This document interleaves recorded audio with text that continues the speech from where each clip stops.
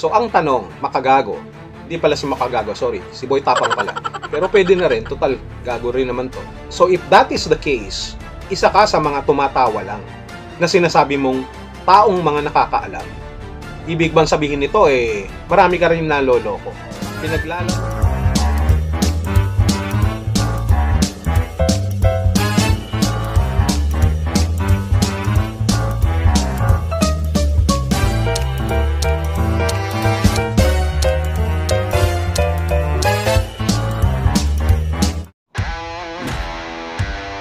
Ang sarap talaga mabuhay. Ang sarap maging guwapo.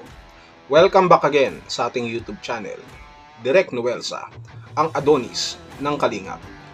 Itong pag-uusapan naman natin ngayon, mga Kalingap, mga ka-Adonis, ay parang si makagago lang. Actually, magtropa to.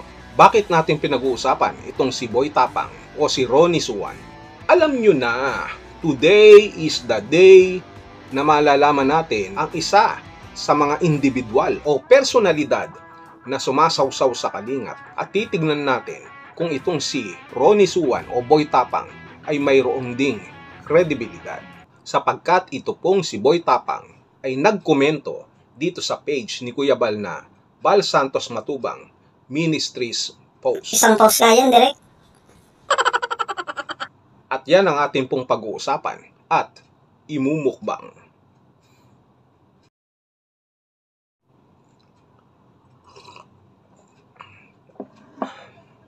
Eto mga Kalingap, mga ka-Adonis, basahin natin yung komento ni Boy Tapang. Sa tingin ko, nainggit lamang ito kay makagago WhatsApp man.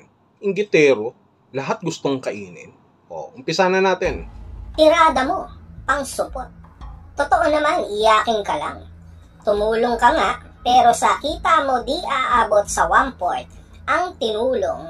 Huwag kang humingi ng simpatya sa followers. Kasi walang alam yan sa total income mo dyan. Follower mo lang yung nauto mo. Pero yung mga taong may alam dyan, tumatawa lang. Ang galing naman ng post ni Boy Tapang. Talagang matapang. Sa mga hindi po nakakakilala kay Boy Tapang o kay Ronnie Suwan, doon sa ating pong mga nanay, tatay at mga tita, titos, lolo, lolas, si Boy Tapang po ay sikat sa social media, sa Facebook, sa YouTube, at kung saan-saan pang social media platform na inyong makikita. Si Boy Tapang na may content noon na siya po ay nagmumukbang ng kung ano-anong klaseng pagkain na gusto niyang kainin at kahit hindi pagkain ay patuloy niya pong kinakain. Kaya nga siya naturingan na Boy Tapang sapagkat wala po siyang pinapalampas. Yung mga pagkain o bagay na hindi naman talaga kinakain ay pilit niya pong minumukbang. Siya po ay galing dati sa online rambulan. Ibig sabihin ito po ay yung parang group or forum ng mga matatapang na tao na kung saan ipinapakita nila kung gaano po sila katapang in different ways. Ang sabi, ito daw si Boy Tapang ang isa sa pinakamatapang doon sa grupo na yon na online rambulan sapagkat wala siyang pinapalampas. Lahat kinakain niya. Kumakain siya ng hollow blocks, ng simento, ng ebak, ng hilaw na karne, ng kung ano-ano pa na pwede niyang ipakita ang kanyang katapangan habang siya ay excited na lumapang. Ganyan ang ginagawa ni Boy Tapang. At dahil dito, siya po ay sumikat ng sumikat. Hindi lamang yan, nagkajowa pa siya, kagaya nila LJ Satterfield, nila Cherry White, at mayroon pa sigurong iba na hindi ko alam. Pero wala na akong pake sapagkat lahat ng nakapartner ni Boy Tapang, si Cherry White, si LJ Satterfield, lahat po sila naggagamitan lang for content lamang. Iisipin mo ba na jojowain yan ni LJ Satterfield, nila Cherry White, seryosohin? Sa usapang real talk, hindi naman sa pagmamalaki at pagyayabang, mas siguro papatulan pa ako nila Cherry White at LJ Satterfield kung ako ang unang nilang nakilala. Kesa naman si Boy Tapang na alam natin wala namang itsura. Hindi naman kagandahang lalaki. Mukha pa nga siyang 45 days na sisiw. At dahil mapera siya, dahil sikat siya, natural lamang napapatulan siya ng mga babae na ito na talaga namang professional and hustler din naman sa pagmumukbang. In what sense? Sa pagmumukbang ng kanilang sariling sikmura. Kumbaga, sinisikmura na lang nila. Pinipilit na lang nilang sikmurain na makipag-collab o makipag-partner, makipag-jowaan di umano dito kay Boy Tapang. At kung bakit ko ito sinasabi sa inyong lahat, dahil ipinapakilala ko lamang po sa inyo kung sino si Boy Tapang, kung ano po ang kanyang background, kung ano po ang kanyang pagkatao, ang kanyang kredibilidad. Kredibilidad na naman, yan ang ating pag-uusapan. Sapagkat gusto nating subukan kung si Boy Tapang ba ay may karapatan na magkomento ng ganoon kay Kuya Bal, na para bang sinasabi niya na si Kuya Bal ay nanloloko lamang, na si Kuya Bal ay humihingi lamang ng simpatya sa kanyang mga followers o sa kanyang mga taga-suporta. Totoo ba itong mga sinabi ni Boy Tapang ang patungkol kay Kuya Bal? Pagkatapos ni Makagago, WhatsApp man, ito namang si Boy Tapang. Iba talaga ang kalingap. So to make the story short, ito pong si Boy Tapang, lahat ng kanyang mga nakapartner, halos hindi ko nilalahat sapagkat hindi ko alam kung sino ang tunay na tao doon sa kanyang mga nakapareha. Si LJ Satterfield, si Cherry White, at kung sino pa, may panloloko. Nanloloko po sila ng kanilang mga supporters. And actually, parte yan ng kanyang pagbagsak.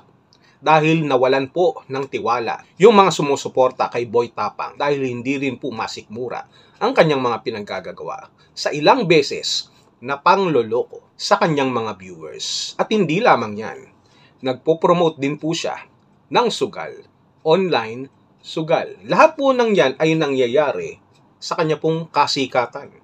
At ang pinakamakakapagpatunay niyan ay mismong si Makagago WhatsApp man. Sabi pa nga ni Makagago WhatsApp man, lumaki daw ang ulo ni Boy Tapang. Hindi sa baba, kung hindi sa taas. Sapagkat si Boy Tapang na nagmamalaki, na nagsasalita kay Kuya Bal na supot daw, sa kanya mismo yung salitang yon ay applicable. Sa makatuwid, itong si Boy Tapang na nagsasalita kay Kuya Bal ay wala naman palang kredibilidad. Look who's talking. Halimbawa, pipintasan niya si Kuya Bal na maitim, samantalang siya ay baluga. Siya po ay sunog. Hindi sa kung anumang discrimination ang sinasabi ko rito. Kung hindi ito po ay isang paghahalintulad lamang sa kagaya ni Boy Tapang. So, malinaw na po sa inyong lahat kung sino si Boy Tapang. Siya po ay walang kredibilidad. Ang lakas ng loob na magsalita kay Kuya Bal. At dahil dito, hindi natin papalampasin yung kanyang mga sinabi, yung kanyang komento kay Kuya Bal. Hihimay-himayin natin at isa-isa nating ipapakain kay Boy Tapang. Sabi niya rito kay Papa Bal, tirada pang supot. Totoo naman, iyakin ka lang. Yun ang sabi niya kay Kuya Bal. So, sagutin nga natin. Supot? Baka ikaw ang supot. Gumagamit ka pa ng Vaseline na dapat sana ginagamit mo sa sugatan mong damdamin. Tapos ikaw pa ang may ganang magsabing supot ng tirada ni Kuya Bal. Supot pala bakit nandito ka? Bakit nagko-komento ka? Mahilig ka ba sa supot? Supot pa more. Tapos sasabihin mo, iyakin lang. Sino ba yung iyakin at natameme nung binanatan ni Makagago WhatsApp man? Si Kuya Bal ba? Hindi. Ikaw yun. Sabi nga ni Makagago WhatsApp man, natameme ka raw. Natahimik kang bigla nung kayo ay nagkakasagutan sapagkat ayaw mong mapahiya ng lalo sa social media sapagkat maraming ilalabas sa'yo na baho mo si Makagago WhatsApp man. Hindi ba?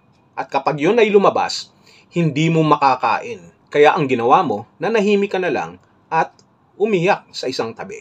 Hindi ba? Hindi ba? Hindi ba?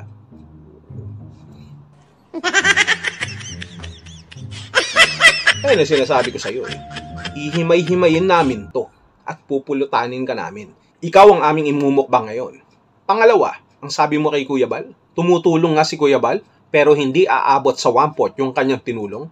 Paano mo nalaman? Bakit? Finance manager ka ba ni Kuya Bal? Ikaw ba ay kanyang treasurer? Paano mo nasabing hindi aabot sa 1/4? Alam ko na. Kaya mo nasabi yan, baka kasi gawain mo yan. Alam mo kung ano yung 1/4? Yung utak mo ang 1/4. Katunayan, kulang pa nga sa timbang. Hindi yung binibigay ni Kuya Bal. Kung hindi, yung utak mo ang 1/4. 1/16 pa nga. Alam mo kung ano ang 1/4 kay Kuya Bal? Yung natitira sa kanya. Abonado pa nga. Yung 1/4, hindi mo makikita. Yung 1/4 na natira, na dapat sana ay isusubo niya, ipangmumukbang na lang ni Kuya Bal, ibinibigay pa sa iba. Yun ang hindi mo nakikita. Kasi nga, walang camera. Naintindihan mo na. Boy Tapang, Ronnie Suwan. Dapat ang pangalan mo, Ronnie Suka. Total, sausaw ka naman. Ito pa ang sabi mo kay Kuya Bal. Huwag kumuha ng simpatya sa followers sapagkat walang kaalam-alam sa total income mo dyan. Bakit? Ronnie Suwan, Boy Tapang, ikaw ba dati humihingi ka ba ng simpatya sa iyong nasasakupan? Sa iyong mga followers?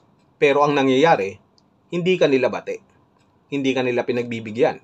Hindi ka nila pinakikinggan sapagkat niloloko mo sila. Ilang beses mo silang niloko na yung mga pinaggagawa mo ay puro palabas lamang sa entablado. Kaya ngayon, ang ginawa ng mga supporters mo, ikaw ngayon ay tablado. Diba? Kaya nga, bumagsak ka. Kahit kumuha ka pa ng simpatya sapagkat yung mga followers mo, ginawa mong tanga. Kaya kanino applicable itong mga sinasabi mo na kumukuha ng simpatya si Kuya Bal at wala namang nalalaman sa total income ni Kuya Bal? Ikaw yun. Hindi nila alam na sa kabila ng pagsuporta nila sa'yo, pag-follow nila sa'yo, ang lahat pala ng pinapakita mo sa kanila ay puro scripted lamang. Puro pagpapanggap lamang. Uy, ikaw pala yun eh. Tapos nagsasalita ka kay Kuya Bal. O, wag mong itanggi. Ito pa ang pinakahuli na sinabi mo. Followers mo lang ang nauuto mo. Sabi mo kay Kuya Bal. Followers mo lang ang nauuto mo. Pero yung mga taong may alam, tumatawa lang dyan. So, ang tanong, makagago. Hindi pala si makagago, sorry. Si Boy Tapang pala. Pero pwede na rin. Total, gago rin naman to. So, if that is the case, isa ka sa mga tumatawa lang na sinasabi mong taong mga nakakaalam. Ibig bang sabihin nito marami ka rin naloloko. Pinaglalaruan mo yung emosyon ng iyong mga followers. Nadinig mo yun? Ayan. Nadinig mo yan? Huhulihin ka na nila sapagkat hinuhuli na rin ngayon yung mga taong sinungaling at mapagpanggap. Speaking of nauuto na sinasabi mo kay Kuya Bal, ikaw yung nang-uuto. Ang dami nyong beses na gumawa ng scripted. Pinaglololoko nyo yung mga tao. Tapos ngayon ikaw yung may katapangan na magsabi niyan kay Kuya Bal. Who you? Lahat ng sinabi mo kay Kuya Bal, applicable sa'yo. Malaki na raw ang ulo mo. Pero I wonder na malaki nga ang ulo mo, pero maliit naman ang utak mo. Huwag mong ipagyabang kung ano ang iyong narating, sapagkat hindi yan ang basehan ng tunay na katagumpayan, ng isang tao, kung hindi kung ano ang iyong tinapos. Meaning to say, it's not enough that we started better, but the most important thing is how we finish the thing.